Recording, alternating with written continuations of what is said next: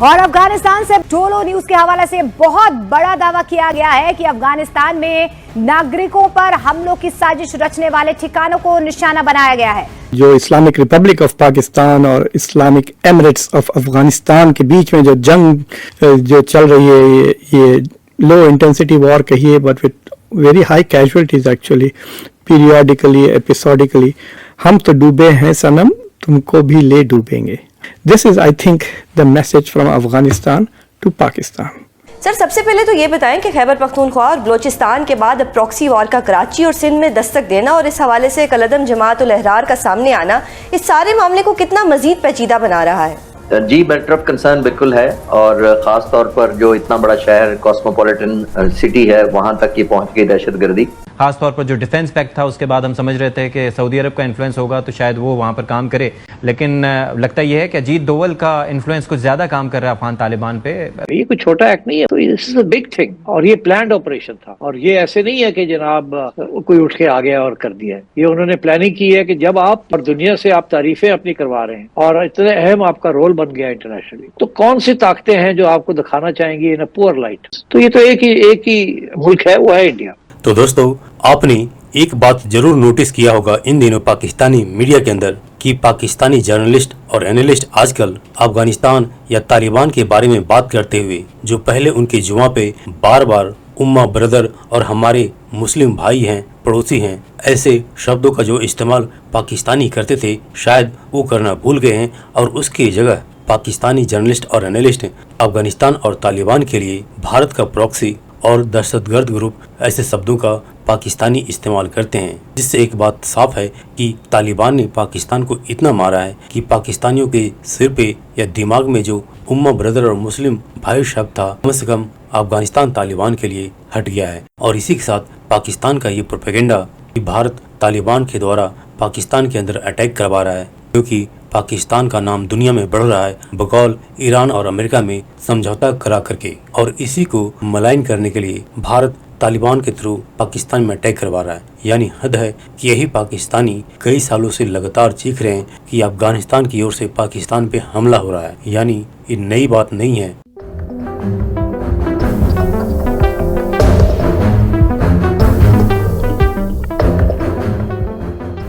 General صاحب, یہی سوال ہے کہ اب پاکستان کے پاس اگر وہ کہتے ہیں نا کہ لاتوں کے بھوت اگر باتوں سے نہیں مانتے, کہ سارے چینلز ہم نے ایگزاسٹ کر لیے ہیں, کوششیں کر لی ہیں, جن ملکوں کا انفلوئنس ہو سکتا تھا, خاص طور پر جو ڈیفنس پیکٹ تھا اس کے بعد ہم سمجھ رہے تھے کہ سعودی عرب کا انفلوئنس ہوگا تو شاید وہ وہاں پر کام کرے, لیکن لگتا یہ ہے کہ اجیت دوول کا انفلوئنس کچھ زیادہ کام کر رہا ہے افغان طالبان پہ. دیکھیے اشفاق صاحب, بات اس طرح کہ یہ نان اسٹیٹ ایکٹرز ہیں جی, یہ کوئی اسٹیٹ تو ہے نہیں کہ پاپولر اسٹیٹ کرافٹ سے یا ڈپلومیسی سے آپ ان کو امپیکٹ کر لیں یا ان کو سمجھا لیں. نمبر 2, ٹھیک ہے, یا تو وہ افغانستان کے لیے گورن کر رہے ہوتے نا کابل کو, اور افغانستان کے کوئی نیشنل پولیٹیکل آبجیکٹیوز ان کے سامنے ہوتے تو پھر بھی آپ ان کو کمپیل کر سکتے ہیں, پروسیس کے ذریعے وہ ادھر پاور تک آئے ہوتے. They are the children of conflict, اسی کے محور اس کا بندوق ہے, تشدد ہے. اگر وہ پاور میں رہنا بھی چاہتے ہیں تشدد, اگر انہوں نے ری گین کی ہے پاور, بیک ٹو اس میں آئے ہیں تو کوئی ڈپلومیسی سے یا کوئی امریکہ کوئی ڈائلاگ کر کے نہیں آئے. وہ جنگ سے انہوں نے ایک انوائرمنٹ کریٹ کی, ایک فیک آرمی کریٹ کی گئی تھی افغانستان نیشنل آرمی کے نام سے, جس نے نہیں پرفارم کیا, نیٹو نے نہیں پرفارم کر سکے, نہ اپنا کوئی پولیٹیکل نہ ڈپلومیٹک نہ کوئی پولیٹیکل آبجیکٹیو امریکنز کر سکے, تو یہ امبولڈن ہوئے. پھر انہوں نے کہا کہ ایزی وے ہے, پھر ملا اور ملیٹنٹ دونوں جو ہے وہ انلیگل اسپیکٹرم کے ساتھ مل گئے, تو they are only interested in the terrorism economy. اب وہ چاہے بھارت سے آئے, اسرائیل سے آئے, یہودی سے آئے, ہندو سے آئے, جس سے بھی آئے, سامنے شریڈ انہوں نے رکھا ہوا ہے, شریعت نافذ کرنی ہے اور change of life pattern change کرنا چاہتے ہیں خیبر پختونخوا کے لوگوں کا.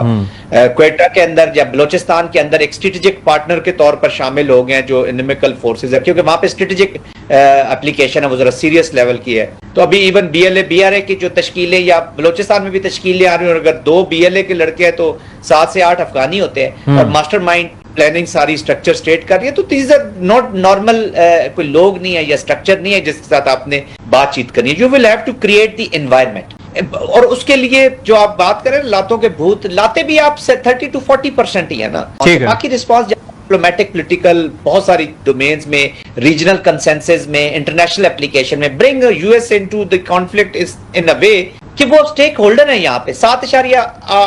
$3 अरब का $7.1 अरब का वेपन एमिनिशन, 30 से 40 लाख का टेररिस्ट हो गया, जिसको हम 2003 में लड़ रहे थे, जिसके पास एक क्लाशनकोफ होती थी, आज उसके पास इक्विपमेंट है 30 से 40 लाख का, वो इक्विपमेंट उसको लड़ रही है, लड़ लेगी, अब भी लड़ लेगी। और ये नहीं है कि टेम्परेरी आप इसको खत्म करेंगे और फिर ये फॉरएवर खत्म हो जाएगा, ये प्रोसेस है। इस प्रोसेस ने कंप्लीट होना है, एक साइकिल ने कंप्लीट होना है, वो साइकिल आपने स्टेट ने कंप्लीट करना है।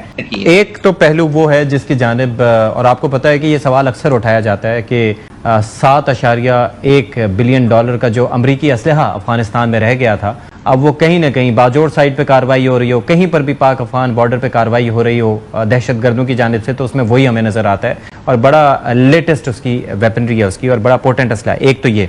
दूसरा ये है कि अफगानिस्तान से दहशतगर्दों का निकलना और उसके बाद तरबियत हासिल करके निकलना और फिर कराची तक पहुंचना, इसके अंदर एक सहूलतकारी का भी पहलू अपनी जगह मौजूद है। देखें, जो उस एरिया से या उस टेरेन से जो है वो वाकिफ ना हो, दुनिया में किसी जगह पर भी 2600 किलोमीटर का एरिया अकेला यूनिलैटरली एक मुल्क जो है वो मैन नहीं कर सकता। आज आप पूरी फौज भी वहां पर जो है वो डाल लें, it will not be enough, क्योंकि बॉर्डर्स जो होते हैं ये दोनों अतराफ से जो है वो मैन किए जाते हैं और उनको जो है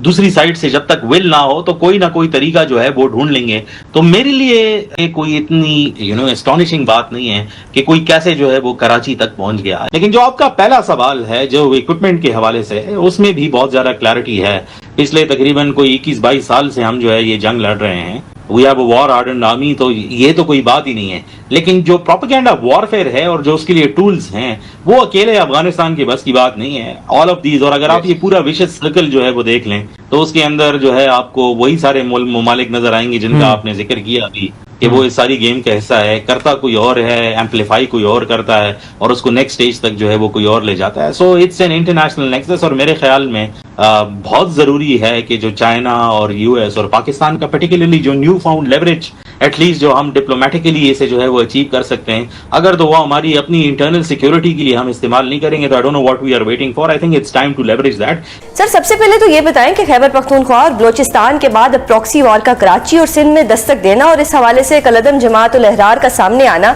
इस सारे मामले को कितना मजीद पेचीदा बना रहा है? जी, मैटर ऑफ कंसर्न बिल्कुल है, और खास तौर पर जो इतना बड़ा शहर कॉस्मोपॉलिटन सिटी है वहां तक की पहुंच गई दहशतगर्दी। In the light of new found relevance Pakistan की जो अभी बनी है 2026 में, जब जंग बंद कराने में हमने कलीदी किरदार अदा किया हमारी पॉलिटिकल और मिलिट्री लीडरशिप ने, तो हमारे दुश्मनों को ये हजम नहीं हो रहा। जाहिर है पाकिस्तान ना सिर्फ इन्फ्लुएंशियल हुआ बल्कि एक पीस लविंग मुल्क और पीस कॉन्ट्रीब्यूटिंग प्लेटफॉर्म के तौर पर दुनिया के सामने उभरा। एवरी डे जहां प्रेसिडेंट ट्रंप, ईरान और मुज़ाकरात की बात होती है, पाकिस्तान का नाम आता है। तो आई थिंक उसको सबटाज करने की ये कोशिश है।